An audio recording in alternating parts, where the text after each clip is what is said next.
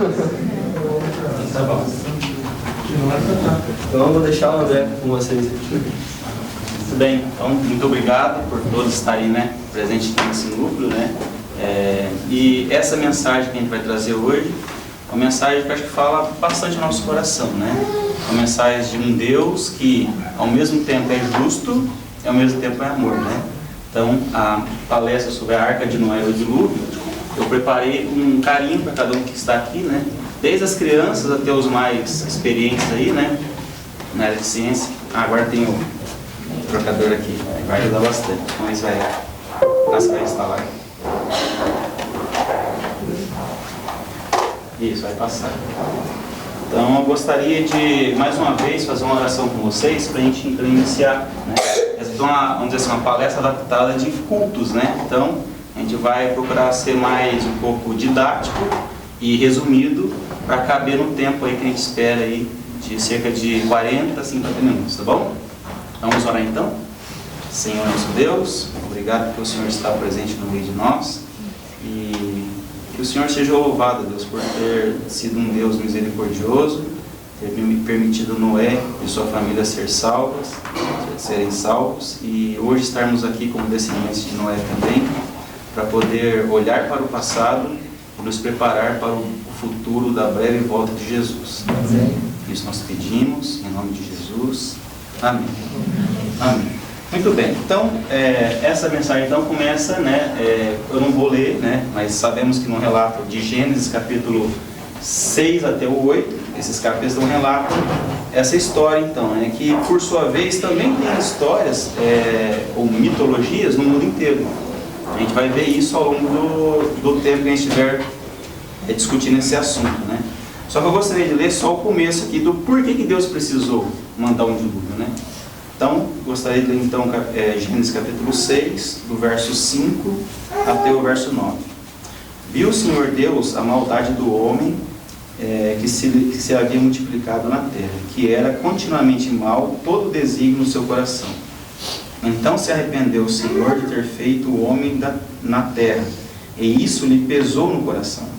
Disse o Senhor: farei desaparecer da face da terra o homem que criei, o homem e o animal, os répteis e as aves dos céus, porque me arrependo de os haver feito. Aí que vem a parte da graça. Porém, Noé achou graça perante o Senhor. Eis a história de Noé. Noé era um homem justo e íntegro entre os seus contemporâneos. Noé andava com Deus. Então aqui a gente vê, né, que Deus precisou, porque os povos naquele tempo, né, como nós já estudamos muitas vezes aí, realmente eram muito maus. Então você pega, por exemplo, né, povos que ofereciam os próprios filhos em sacrifício, né, e isso permanece até hoje também. Em alguns lugares tem culturas que fazem isso, dentro dos babilônicos também, né, e assim por diante. Bom, agora vamos para algumas partes técnicas aqui, né. Então a Arca de Noé, o que era a Arca de Noé? Era uma caixa em tamanho gigante, né, de madeira. Então aqui a gente trouxe algumas representações aqui então, né, e eu vou mostrar para vocês, né, como é que foi feito isso. E isso aqui eu fiz para que crianças, né, pudessem entender melhor. Eu levo, por exemplo, para contar a historinha para as crianças, né, e tal, naquele momento, para quem é adventista, né, naquele momento separado na igreja durante o culto, ok? Bom, então a Arca de Noé, então, ela, de tamanho, ela tinha cerca de 300 côvados, né? Um côvado médio, né? Porque tem vários tipos de côvado, mas um côvado médio tem cerca de 39 centímetros, que era a medida do braço de um rei, né? Que é do cotovelo aqui até o dedo mais longe aqui, porque o dedo maior é esse, né? Todos nós sabemos também. Bom, então tinha 23 metros de largura e 13,5 metros de altura. E o seu comprimento, 137 metros.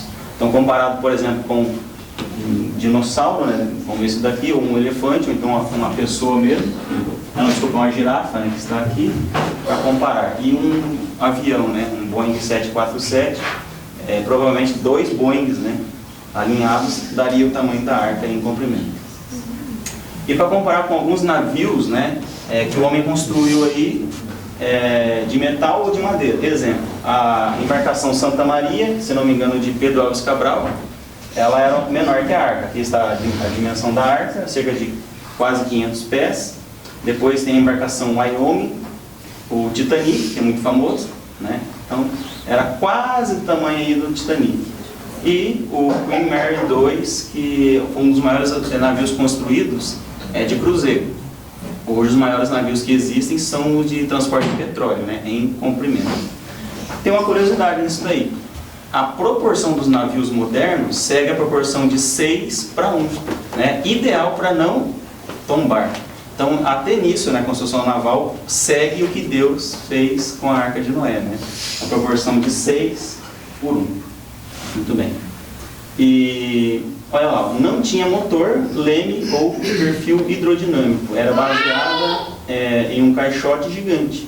Só precisava, então, o quê? Flutuar. Então, Deus, ao pedir para Noé construir a arca, ele não falou nada em leme, não falou nada em, por exemplo, GPS, né? Cartas náuticas, etc. Por quê? Quem seria realmente o capitão do navio? Noé. Desculpa, Deus, né? E Noé seria simplesmente um súdito ali, fiel a Deus. Então, seria aproximadamente esse aspecto aqui, o da Arca de Noé.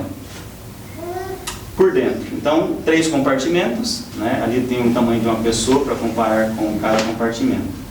E cada compartimento, então, um tipo ou alguns tipos de animais ou usados para outras coisas, como guardar mantimentos, né? Aqui temos então uma coisa interessante. Agora a gente vai começar a fazer alguns cálculos de matemática aqui. Segundo o Dr. Ernest Mayr, ele escreveu esse livro Princípios, né, da Sistemática da Zoologia, né? Ou seja, das categorias taxonômicas lá. E ele também deduziu o seguinte, na época, quando ele escreveu esse livro, que existiam no mundo 1.075.000, né, aproximadamente, espécies catalogadas. Hoje sabemos isso aí, esse número vai aumentando a cada dia, né? Quem é biólogo sabe, né? Essas expectativas aí vão aumentando. Mas aumentou, mas não tanto assim a ponto de não dar para a gente fazer esse cálculo aqui agora, tá? Aqui eu peguei agora há pouco, por isso que eu demorei um pouquinho, que estava pegando coisa mais atual. Peguei de um site chamado, acho que científico, né, traduzindo em português aqui, e atualizado aí, 1.663.000 espécies de animais. Então, será que caberiam todos esses animais na Arca de Noé?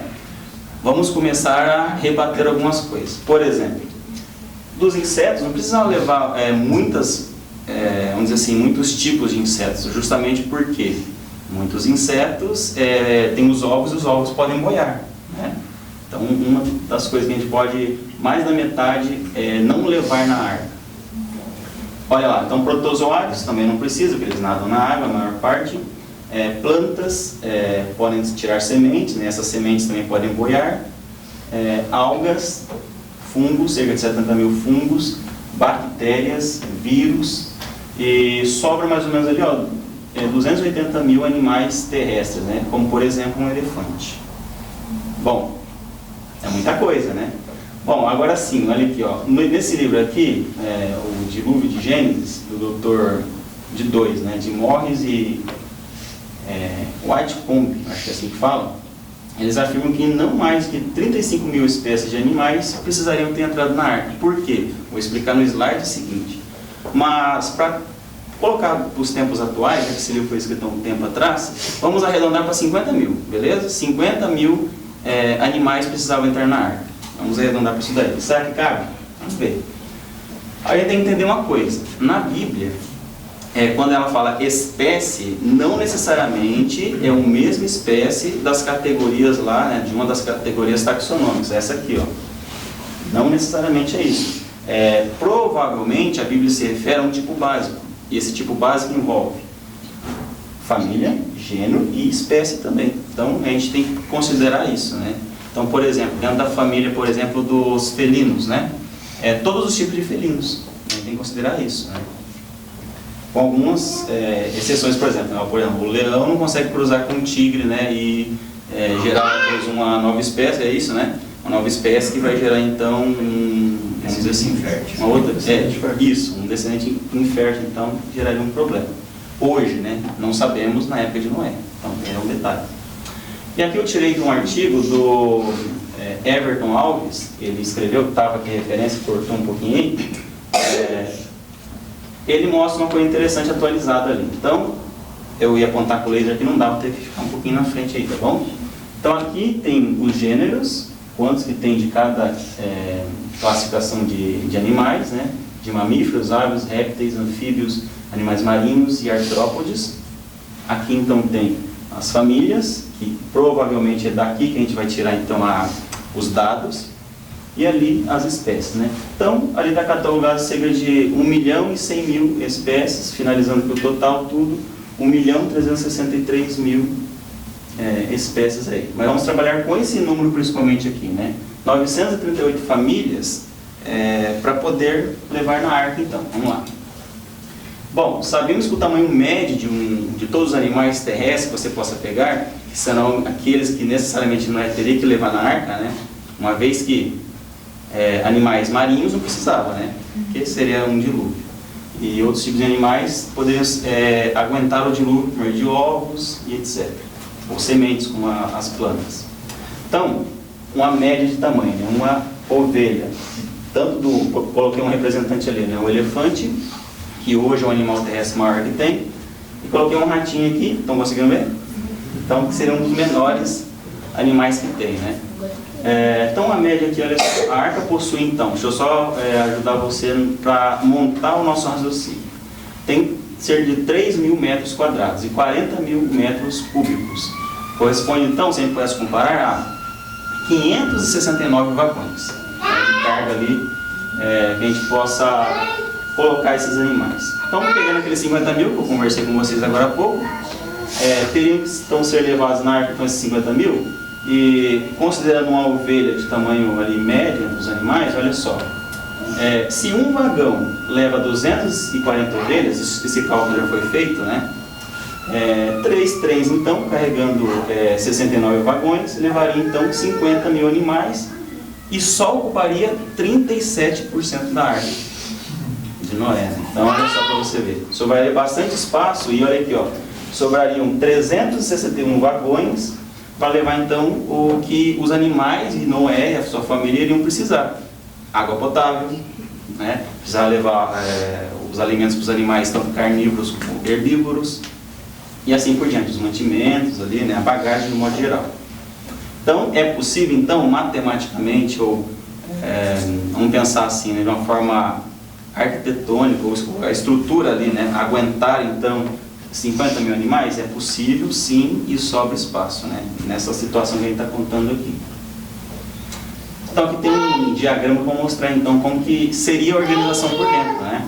Então provavelmente os animais mais pesados embaixo, aí depois viria as cargas, os animais domésticos, né? Para não ter mais contato ali, junto com a família dele então, né? Alguma parte do compartimento de cima, né? Do terceiro lá. Bom, aqui eu já vi na internet algumas maquetes, né? E teve uma certa vez que eu vi uma palestra do Michelson Borges, aqui em Curitiba, na igreja central aqui de Curitiba. E ele trouxe uma arca. Eu fiquei fascinado com aquilo, falei, olha, um dia eu preciso fazer uma arca. Então, olha aqui. Aí eu comecei em casa a fazer uma arca, mas de uma forma barata, né?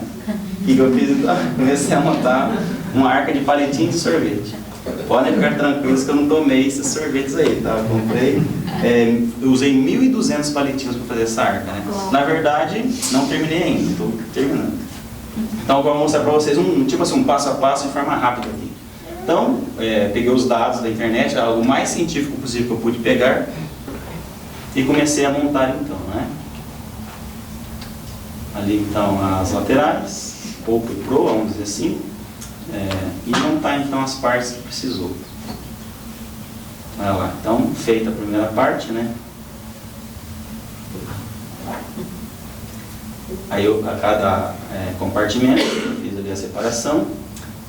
Como os animais precisavam respirar, então tem aquelas entradas ali necessárias e vamos dizer assim, o telhado, né, da arca.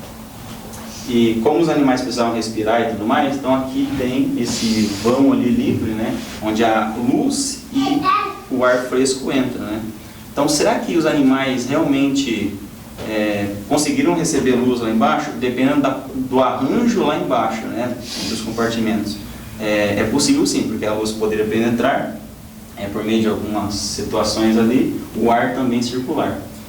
E um detalhe, antes do dilúvio, provavelmente o ar ele era mais, a concentração era maior, então os animais também poderiam sobreviver devido a esse fator.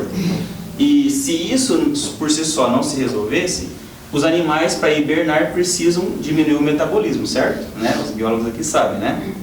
E para isso, quanto mais o CO2 estiver, mais o animal fica calmo, sossega. Então a hibernação provavelmente foi um fator essencial para que os animais ficassem cerca de 1 ano e 17 dias na arca, né? Até Noé sair. Então, aqui ela finalizada com vamos dizer assim, uma rampa ali, né? Aqui eu tirei algumas fotos para simular ali, né? Os animais subindo na arca e tal. Então, eu uso essa maquete, então, justamente para falar do Evangelho para as pessoas, né? Então, é um hobby que eu gosto de fazer maquetes, né? E também algo para evangelizar as pessoas. Muito bem. Então, aqui eu estou fazendo, essa é a parte que eu estou fazendo aqui, né? As divisórias internas, né? Tipo assim, as cercas para os animais e tal, com palito de fósforo. Isso aí é quando eu tiver tempo, agora nas minhas férias de julho, né? Se eu puder ter esse tempo aí. Bom, então veio o dilúvio, né? Eu não vou ler, Gênesis capítulo 7 narra então que Deus mandou o dilúvio sobre a terra.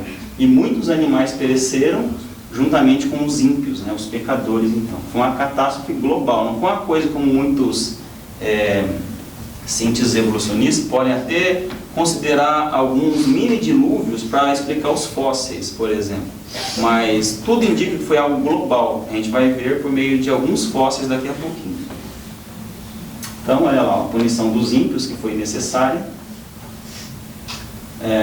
E os dinossauros? Né? As crianças, principalmente, amam dinossauros. Será que não entrar na arca? Os criacionistas se dividem aí, né? Particularmente, eu acredito que, pelo menos a maior parte dos dinossauros não entrou na arca. Por quê? Tem um texto de Ellen White que diz que muitas dessas feras aí, elas foram amalgamadas, ou seja, antes do dilúvio o homem poderia manipular geneticamente os animais.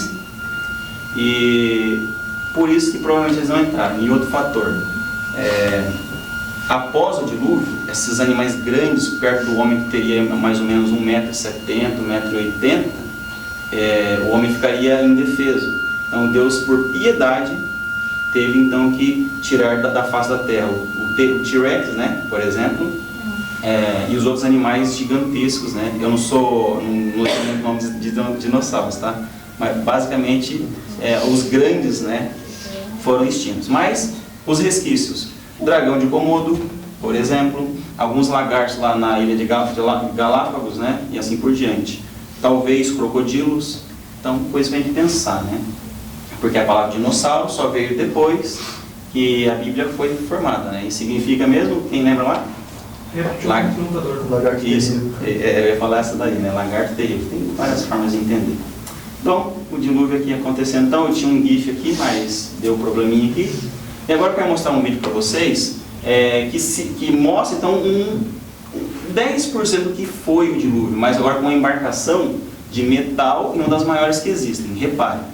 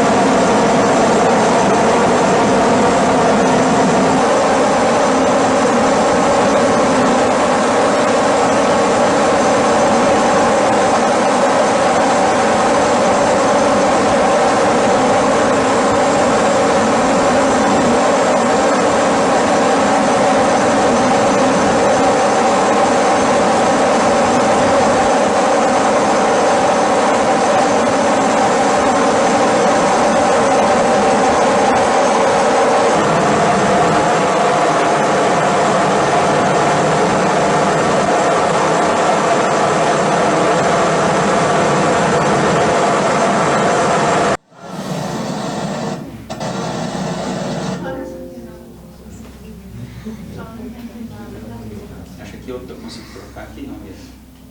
Isso.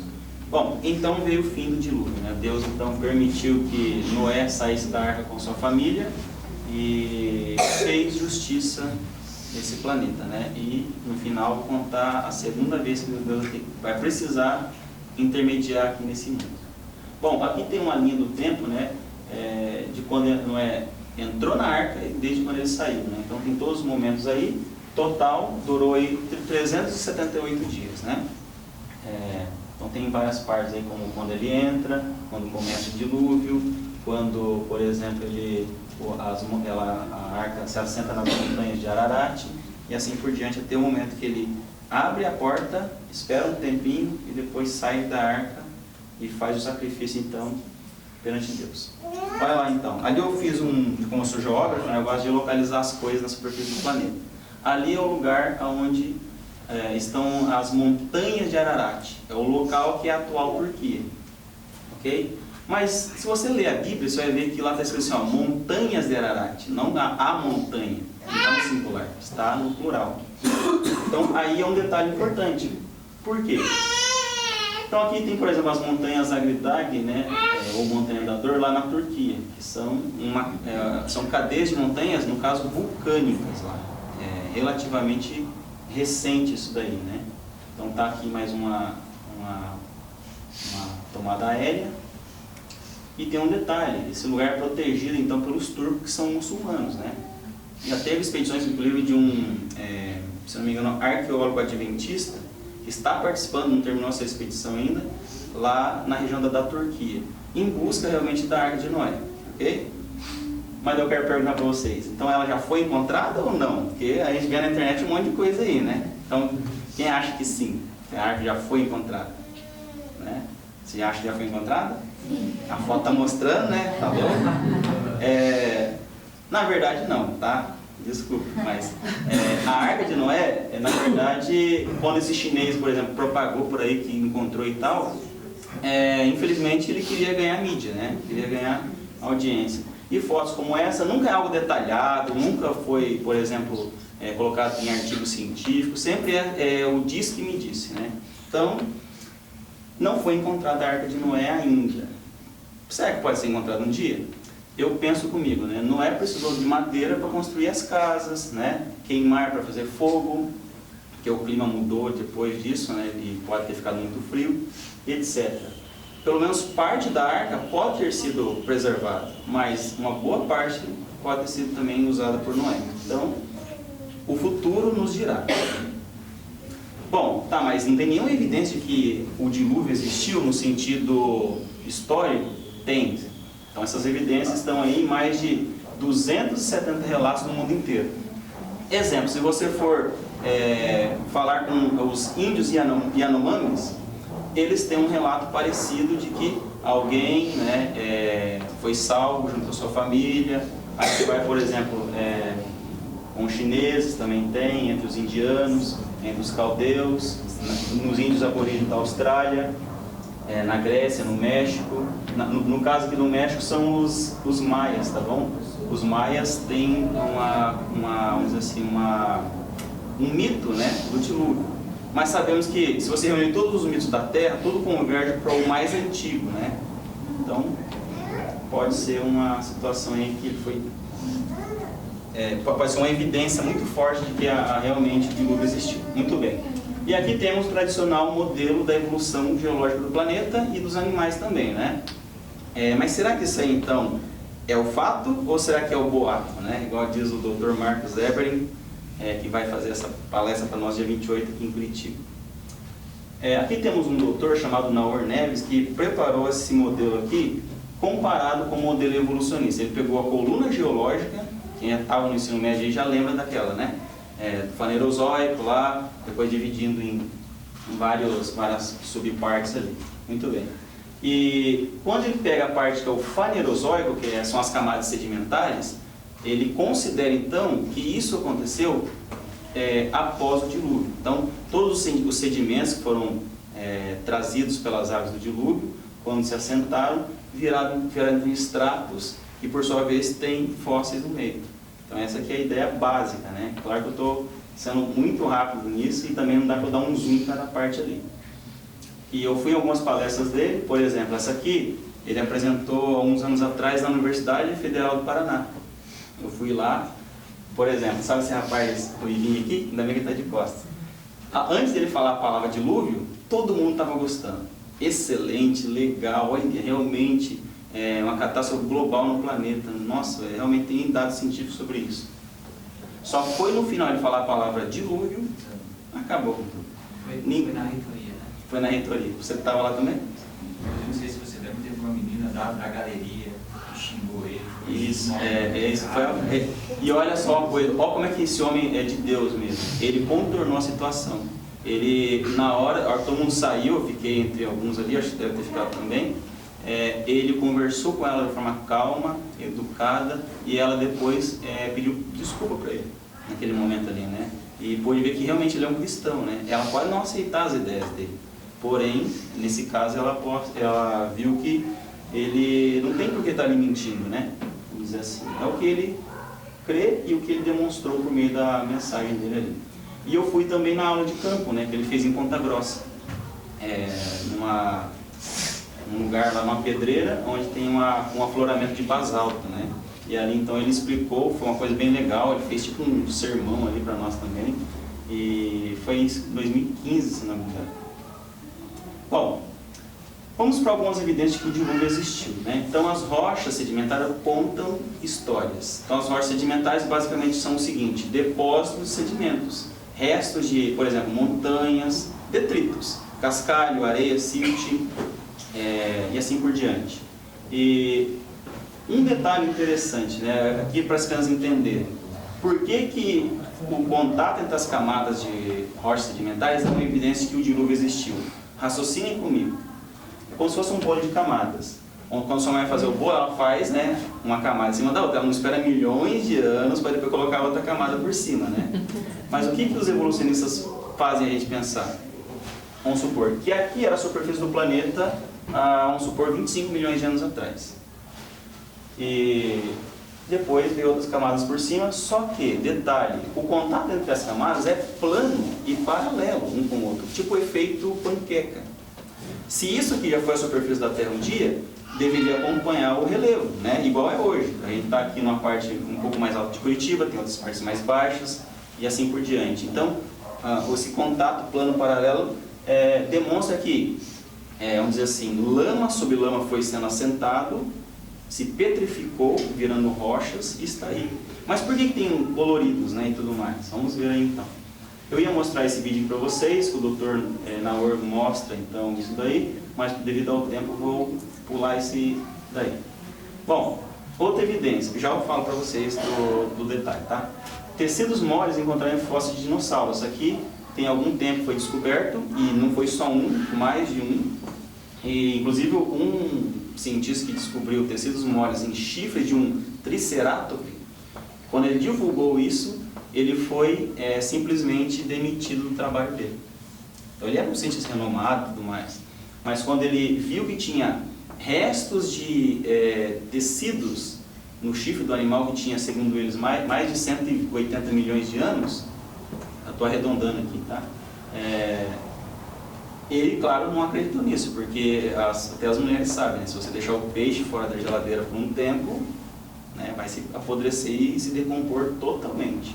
Mas isso aí será que teria durado todo esse tempo, né? Alguns vão falar que por causa de fósforo e algumas coisas pode ter se conservado e tal, mas vamos ficar com o bom senso, né? O bom senso eu acho que fala mais alto nessas horas.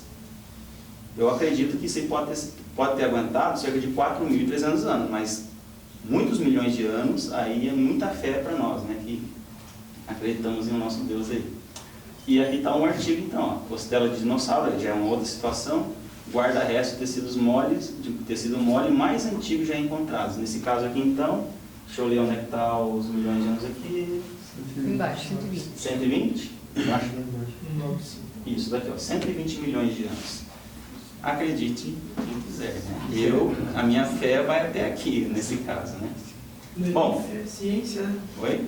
Fé é ciência, né? Sim, a gente brinca, né? Mas a gente sabe que a ciência, né, está dizendo, está derramando evidências a favor de um dilúvio global. E aqui a gente vai começar a falar de um vasto cemitério por meio dos fósseis. Por que um vasto cemitério?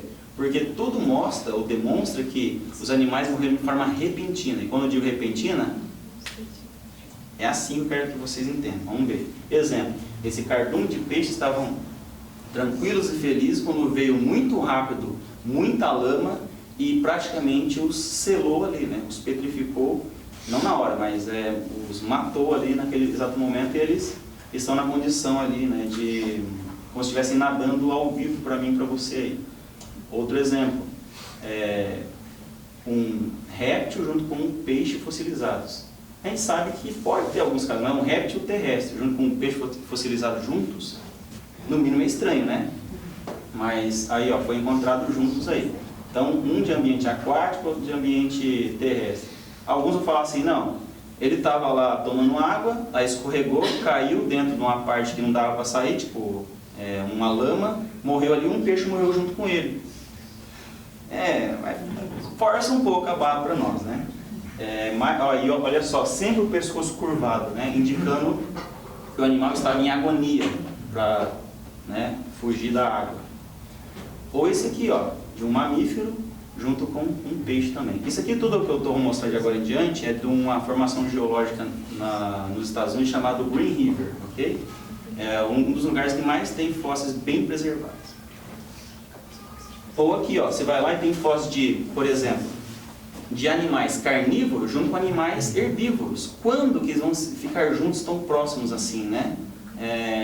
É mais fácil a gente acreditar que todos eles estavam fugindo de uma catástrofe e depois foram varridos por ondas e acumulados ali, do que eles tenham convivido juntos. Hoje, por exemplo, você até vê na mesma região a zebra e o leão juntos, porém não tão próximo assim para ser fossilizado um do lado do outro, né? Ou aqui, ó, outro exemplo ali. Essa aqui, na verdade, é num parque geológico nos Estados Unidos, né, que não é necessariamente naquele lugar que eu falei para vocês, no Green River, né.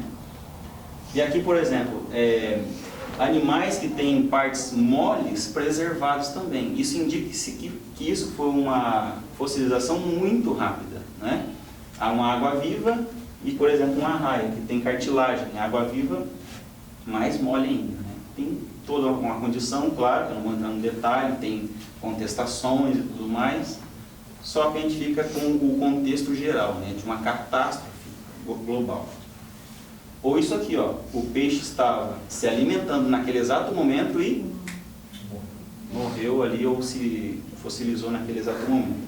E aqui, ó, pasme você, né, um fóssil de um animal que quando estava vivo estava dando à luz. É um ictiosauro. Um ictiosauro, exatamente. Isso que eu peguei do Dr. Naor Neves, que ele mostra numa palestra dele, né. Então você vê, a gente tem que ficar realmente com as evidências, né? Ou aqui, ó, uma folha de uma palmeira, vamos dizer assim, muito bem preservada, né? Então você sabe, uma folha de palmeira não se arranca tão fácil, tem que ser uma tempestade para arrancar a folha de uma palmeira, né? Junto, inclusive, com cardumes ali, um cardume. E um vasto cemitério também para isso aqui, ó. Aqui, ó, já foi toda arrancada a folha ali, o peixe, e aqui o peixe também engolindo o outro ali. Acho que o pessoal daqui está conseguindo ver? Às vezes eu fico um pouco na frente. Tartarugas também, fossilizadas junto com peixes. Outra raia. Aqui, angiospermas junto com gimnospermas, né? Segundo a teoria da evolução, quem que veio primeiro? As gimnospermas ou as angiospermas? As gimnospermas, depois as que produzem flores, né, e frutos. Mas, uma situação. Provavelmente na mesma camada. E aqui, por exemplo, a libélula. No registro fóssil, as libélulas, se você for investigar, libélula sempre foi libélula. Ela mudou o tamanho, mas libélula sempre foi libélula. Antes elas eram maiores. Tamanho, né, hoje sei lá, um abutre, né? 40 centímetros. 40 centímetros, né? Então é algo mais ou menos assim. Mas libélula sempre foi libélula. E daí? Será que a evolução para libélula não funcionou? Ela era tão perfeita assim que ela não precisou se adaptar? Ou realmente tem a ideia de que ela simplesmente, por falta de oxigênio ou outras coisas mais, ela simplesmente só encolheu, né, de tamanho? Outro ali é uma ave, peixes também, bem preservados inclusive. Um inseto, né, junto com outro ali, tipo uma barata, alguma coisa assim. E outros detalhes aí de mais aves junto com peixes. Ave de ar e peixes de mar, né? Não combina, então tem que ter sido realmente uma catástrofe. Mais uma aqui para você ver. Bom, aqui então tem a região do Green River, né? É uma bacia sedimentar ali, e 3 lagos, segundo eles, foi o suficiente para fossilizar os peixes e animais que vocês viram aí. É um pouco forçado, né? Dizer que pântanozinhos ou lagozinhos teriam fossilizado esses animais. E aqui o mascote do criacionismo, né? Que é o trilobita. O trilobita, de acordo com as camadas do Fanerozoico, ele está na faixa do Cambriano. Só que abaixo, no pré-cambriano, não tem nenhum sinal de trilobita. Menos complexo, menos adaptado. O trilobita aparece ali abruptamente, junto com muitos outros animais, claro, da megafauna, né? E por que ele é um mascote? Porque ele é complexo, ele não é um animal muito simples, igual muitos pensam, né? Ele, por exemplo, já tem olhos de calcita, né? Inclusive vários olhos de calcita.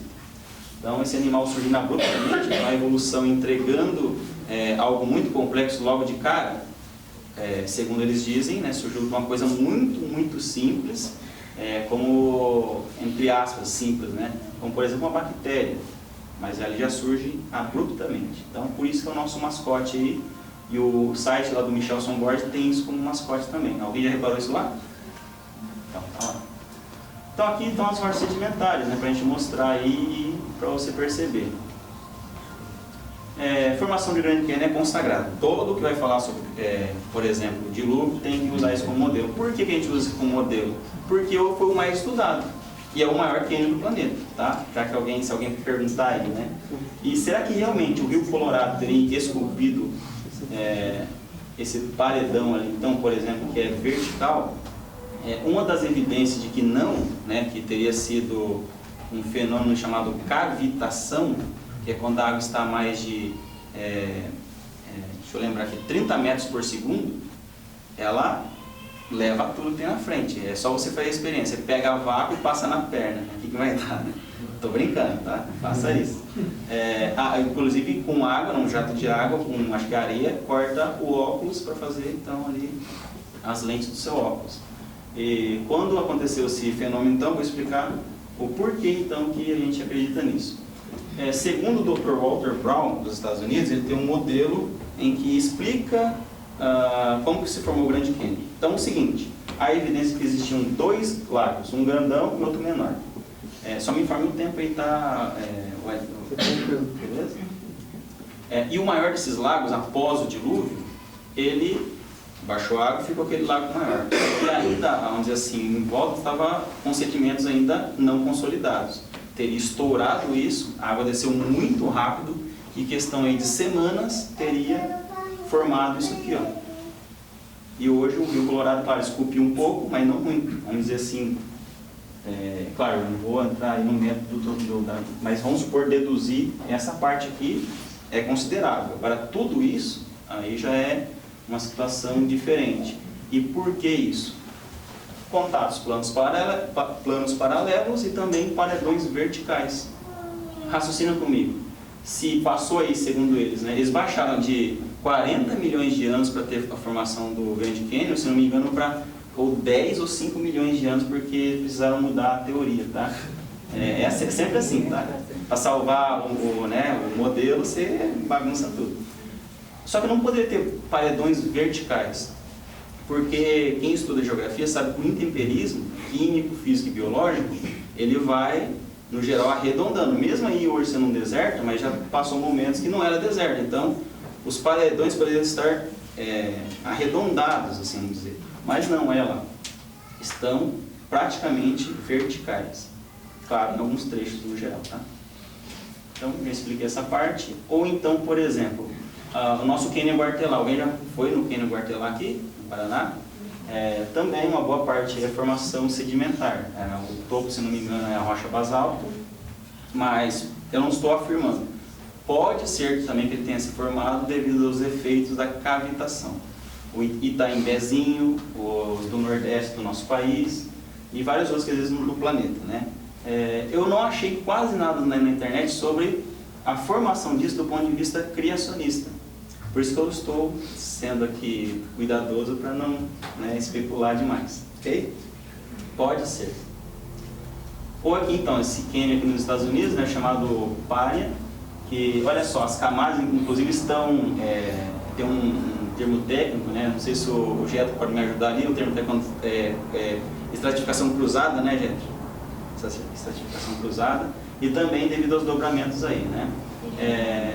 Isso será que foi ao longo de milhões de anos que esses dobramentos aconteceram e tudo mais? Ou realmente pode ser tectonismos modernos aliados com a ideia de que lama em cima de lama, isso se sedimentou, depois outra sedimentação cruzada e assim por diante, depois tudo isso virou um pacote gigante e por meio dos tectonismos, epirogenias e orogenias, poderiam então ter formado essa coisa bonita, inclusive, né, de se ver e visitar lá nos Estados Unidos. Ou isso aqui, por exemplo, na China, né? Muito bonito isso daí, no Parque Geológico, vou tentar falar, tá? Zhangde Xia, acho que é isso.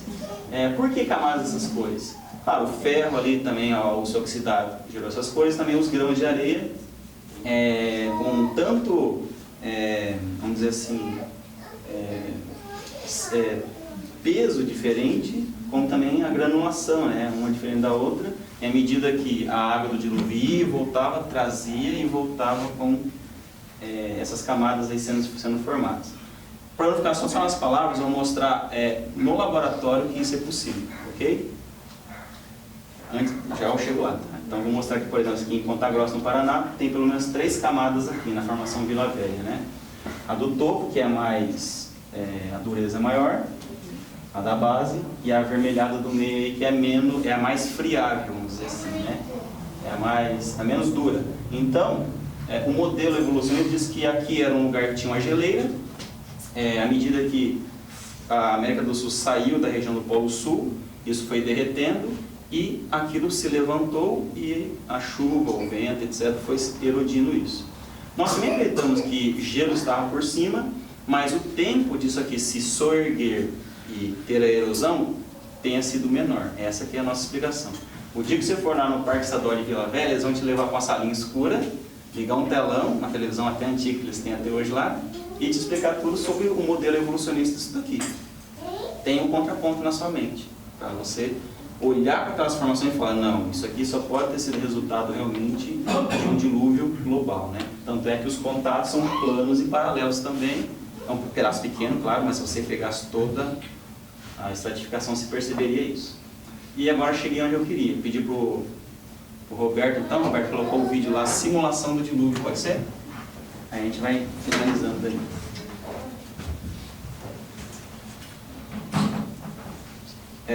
Eu comecei, era 5h30, 5h20, então eu acho que eu estou dentro de 50 minutos ainda, né? Então tá bom. A gente fica um pouco preocupado. O Roberto vai me ajudar lá. Então, essa experiência foi feita há um tempo atrás, né? E mostra como que essa estratificação plana paralela pode se formar com água circulando ali, em movimento de ondas, né, que ele vai simular ali para nós, ok?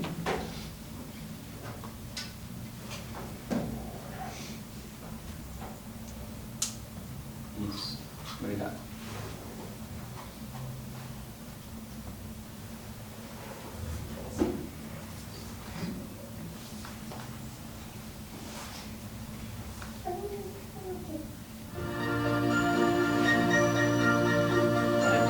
Se formou vários estratos de cores. Modern geologists do not look at a rock built up in layers and say that those layers took millions of years to form. This video sequence demonstrates that such layers can be laid down in the laboratory in minutes before our eyes. Whole fossil trees can be found upright through many layers of rock. If these strata had really been laid down over millions of years, the tops would have rotted away. Então ele está mostrando, por exemplo, uma árvore ficada ali em vários estratos, tá? E ali um peixe engolindo o outro. In the middle of the fish pools, both interpretar. have their chips. Shells of living bivalves are held tightly together by a muscle. Once dead, that muscle relaxes and the shells open. But the fossilized bivalve is sharp, showing it was buried alive by sediment laid down rapidly. Olha lá. Então quem estuda hidrodinâmica Crinoids fall apart sabe muito bem que isso é soon possível. Inclusive, ó, estratificação cruzada, né? Que igual eu falei para vocês agora há pouco. Isso é This possível. shows that they were buried alive quickly. The picture shows 25 feet of finely layered rock laid down in only hours during volcanic activity at Mount St. Helens in Washington State on June the 12th, 1980. Rock strata could not have taken millions of years to build up. Acho que é o suficiente. Obrigado.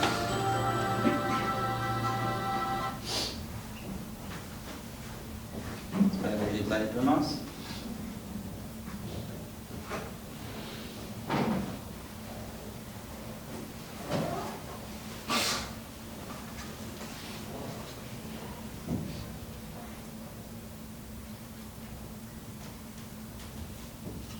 Alguém tem alguma dúvida enquanto isso, para a gente levantar aqui, para no final ficar mais esclarecido? Ou pode anotar aí, tá? Alguma dúvida que tiver, a gente no final responde também, se tiver na nossa alçada aí. Eu queria saber sobre a chuva aqui. Na Bíblia diz que teve 40 noites e 40 dias, né? Uhum. E na minha igreja lá, conversando esses tempos com os irmãos, eles falaram que tinha água que brotava do solo também. Sim, há evidências, quem estuda geologia sabe que hoje, né, tem menos água do que antes, mas hoje tem preso em, por exemplo, em zircões, água. Se você olhar ao longo de uma bacia sedimentar inteira, você vai ver que é muita coisa, né? E há mais água embaixo do que em cima. Então, quando a Bíblia fala que 3 fontes de água entraram em colapso, né, saiu dali, chuva e também o próprio oceano que existia antes, né? Tudo isso modificou a geografia do planeta Terra de uma forma muito radical, né? Exemplo, o Éden, que a Bíblia fala, pode ser que não seja a região hoje que a gente pensa que é lá entre o rio Tigre e o Eufrates. Pode não ser aquela região da Mesopotâmia, porque eles podem ter pegado o mesmo nome para pôr naquela região, né? Mudou radicalmente a superfície do planeta. Muito bem. Então tá aí, ó, a formação de petróleo. Sabemos que tem muita guerra aí hoje por causa de petróleo. A gente está usando, você chegou até aqui provavelmente com a ajudinha dos antediluvianos, né? Eles vieram petróleo, infelizmente, né, para eles. Que a gente também não, né, aprenda a lição que Deus deu, né? E claro, a maior parte do petróleo foi feito com animais marinhos, vamos dizer assim, florestas gigantescas também e tudo mais. Então, a própria formação do petróleo indica uma grande catástrofe. O que os evolucionistas vão falar para a gente? Está nos meus livros de geografia lá, né? Eu tenho que ensinar isso para os meus alunos. Que alguns pântanos, ao se ter ali a morte das plantas e tal, isso foi sendo depositado, teve mini dilúvios na região e vastas camadas foram feitas.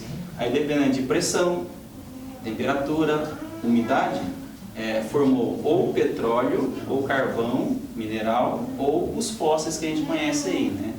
Então, será que essa história está bem contada para nós nos livros, né? Então, vamos ver aí. Aí, então, as florestas aí, então, que eles querem dizer para nós, né? Então, alguma coisa assim. Mas, por exemplo, só na Antártica, que foi descoberta aí, uma região com petróleo muito grande, gás natural. E isso mostra que não foi uma floresta pequenininha que foi coberta para que tivesse um vasto campo de gás. Teria que ser uma floresta muito grande, vou arriscar dizer, muito parecido com o tamanho da floresta amazônica de hoje, ou da maior floresta do planeta Terra, que é a taiga, né? Alguém que sabia, né? A taiga é a maior floresta do planeta, somando da América do Norte, da Europa e da Ásia. Então tudo isso teve que ter sido coberto muito rápido para formar o que hoje a Arábia Saudita utiliza, né, como um grande campo de petróleo que eles têm lá, a Venezuela, né, e vários outros países como o nosso país aqui, o Brasil. Só que muito provavelmente o nosso petróleo aqui veio de animais marinhos, no geral, tá? Algas, etc. Como aqui está representando. É o nosso pré-sal, né, que a gente fala. E aqui, ó, veios de mais de 40 metros de carvão.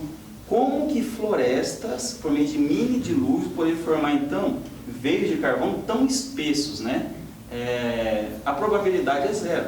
Deveria ser realmente uma catástrofe muito grande para acumular muita madeira, muita matéria orgânica, e por meio dessas condições de pressão, temperatura, umidade e alguns outros fatores, tem então formado essas jazidas que hoje a China, né, o maior explorador de carvão do planeta, né? No passado foi a Inglaterra, né? E hoje continua a China. Na região de Criciúma, aqui no Brasil, tem vamos dizer assim, uma jazida de carvão também que até hoje é explorada. Bom, estou quase no fim. Então a geocronologia evolucionista vai dizer que os métodos de datação vão dizer que as rochas têm milhões de anos. Há discussões dentro dos grupos criacionistas, né, sobre se o modelo de datação é válido ou não. Eu não vou entrar no mérito de ficar discutindo, né, e tudo mais, só vou dizer o seguinte. O Dr. Naor Neves, ele vai dizer que pode ter um problema no seguinte sentido, na premissa de que o presente é a chave do passado. O princípio uniformitarista, né, que pode ter sido quebrado com o dilúvio. Porque pensa comigo, se, por exemplo, a proporção de urânio e chumbo nas rochas, se não aconteceu nada, um dilúvio nem nada assim, aí tudo bem, né? A questão do uniformitarismo pode ser um fato, mas se o dilúvio aconteceu, você sabe que um dilúvio pode ter mudado a proporção nas rochas de urânio e de chumbo, o elemento pai e o elemento filho. E isso pode estar nos dando uma data errada em escala global. Por isso você vai, por exemplo, no Japão, dá uma data parecida com no Brasil ou nos Estados Unidos. Então, para a gente pensar, né? Se a gente considerar o dilúvio, isso pode ter se modificado radicalmente, né? E temos também geocronômetros a favor de uma terra, entre aspas, nova, recente.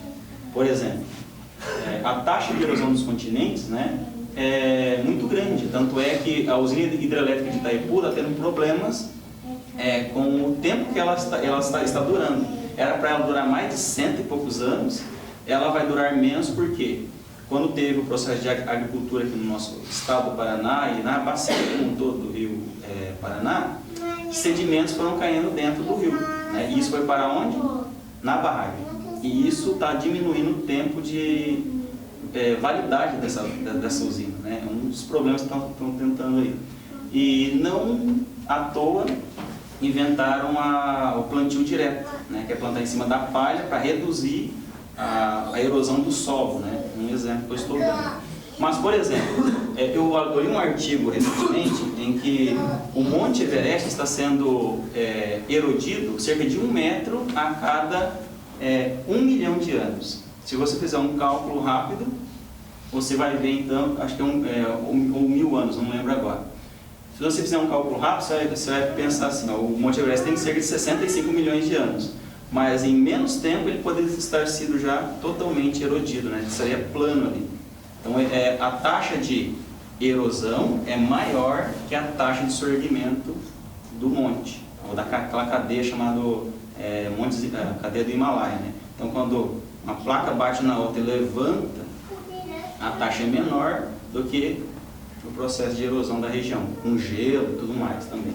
Então pode ser um favor a favor de uma ideia, uma terra mais jovem. Isso aqui está sendo polêmico, né? Os radiólogos de polônio. Já vi criações defender e dizer que já está desatualizado. O que é isso? Quando o Dr.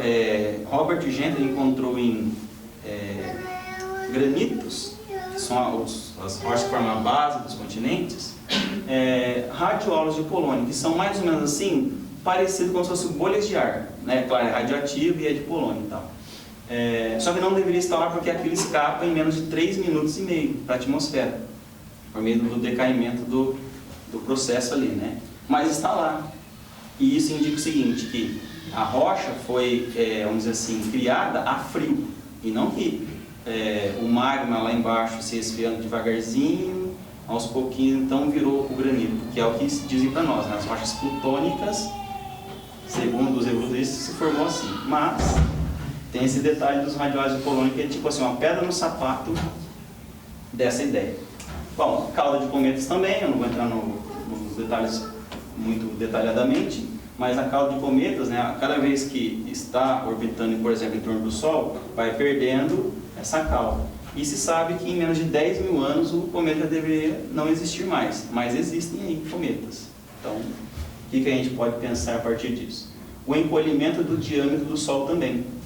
Ele vai encolher e depois vai, né, aumentar de tamanho até chegar a um ponto daqui a 4 bilhões de anos e nós vamos virar poeira, né, segundo o modelo aí. Mas até lá ele vai encolher. Então a taxa de encolhimento dele é muito grande e se ele tivesse muito menor, aqui eu teria problemas para a vida no nosso planeta. Isso aqui não vou entrar hoje no detalhe, tá bom? Por causa do nosso tempo. E para eu não ficar só na minha fala, né, a Sociedade de Criacionismo Brasileira lançou esse livro aqui, né, um exame crítico da datação radiométrica. Eu tirei algumas dessas informações desse livro aqui e alguns artigos científicos. Inclusive um dos autores é amigo meu de batismo, né, o Dr. Rodrigo Meneghetti Pontes. Ele é químico lá da UEM, da Universidade Estadual de Maringá, e ele faz esse contraponto sobre a datação radiométrica, né? Ele, inclusive, um dos artigos que ele colocou nesse livro é muito recente aí, a favor de uma Terra mais jovem do que uma Terra antiga, né, de 4,5 bilhões de anos. Vale a pena ler esse livro para a gente ter os contrapontos. Ele tem uma tabela que ele mostra mais de, não vou lembrar agora, mais de 70 evidências a favor de uma Terra recente, Terra, entre aspas, com menos de 10 mil anos aí, nova, né? E eu quero finalizar com isso aqui, né? Então, começamos falando da Palavra de Deus, vamos terminar falando da Palavra de Deus. Tipo assim, uma advertência da vida, né?